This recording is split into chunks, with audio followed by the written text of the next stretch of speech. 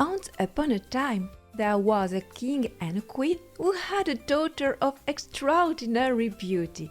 It was said she was the most beautiful princess the world had ever known. But this princess carried a strange misfortune. She never loved. No matter how hard her parents tried or how many distractions were arranged at the castle, lavish celebrations, performances by jesters, or stories from the best storytellers, nothing could bring a smile to her face. The king and queen were desperate. They decided to issue a proclamation. Hear ye, good people! Whoever can make the princess laugh may ask for anything they desire, even her hand in marriage. This announcement spread throughout the kingdom, and soon men from all walks of life flocked to the castle. Some were noble, others were peasants. Each tried their luck by bringing gifts, telling stories, or performing magic tricks, but none succeeded in making the princess laugh, and all left empty-handed. In a distant village, there lived a young peasant named Martin. He was modest but cheerful, and when he heard about the king's proclamation, he thought to himself, "Why not give it a try? I might have as much chance as anyone else." He set off for the castle, with no wealth or fine clothing, but armed with his good humor and quick wit. Along the way, he came across three objects that caught his attention. First, he found an old torn boot lying abandoned in a field. Next, he spotted a broken mirror glinting by a stream. Finally, a stray cat began following him wherever he went.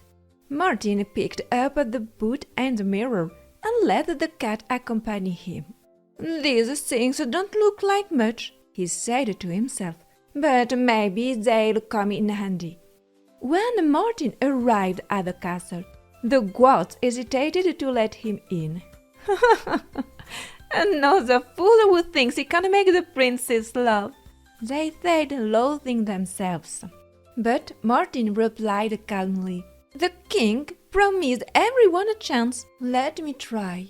The king, curious about this simple young man, allowed him to appear in front of the princess.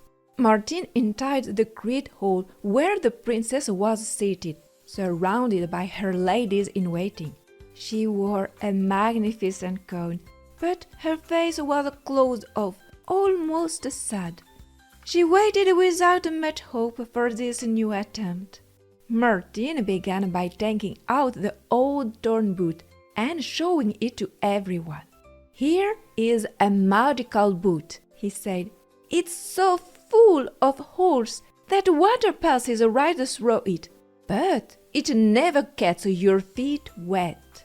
He pretended to try walking with the boot, stumbling and slipping comically. The spectators in the hall staved a few laughs, but the princess remained unmoved. Then Martin pulled out the broken mirror. "And this, ladies and gentlemen," he said, "is an enchanted mirror. Even broken, it reflects anything you want to see." He entertained himself by looking into the mirror's fragments, making absurd faces. Some of the ladies-in-waiting giggled, but the princess still didn't react. Finally, Martin picked up the stray cat in his arms. "And now, here is my final trick," he said. He placed the cat on the table and declared, "This cat is a brave knight. He plans to challenge the sun itself to a duel and steal its rays." The startled cat leapt off the table and began running around the hall, knocking over objects. Martin pretended to chase after it, stumbling and falling in an exaggerated way.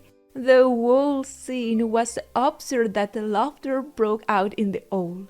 Suddenly, The princess burst out laughing. Her laughter was clear and joyful, unlike anything anyone had ever heard before. She laughed so hard that tears streamed down her face.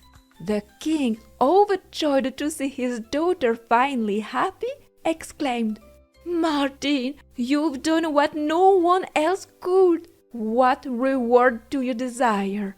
Martin humbly replied, "Your Majesty, I desire nothing more than a small piece of land to farm and live on peacefully."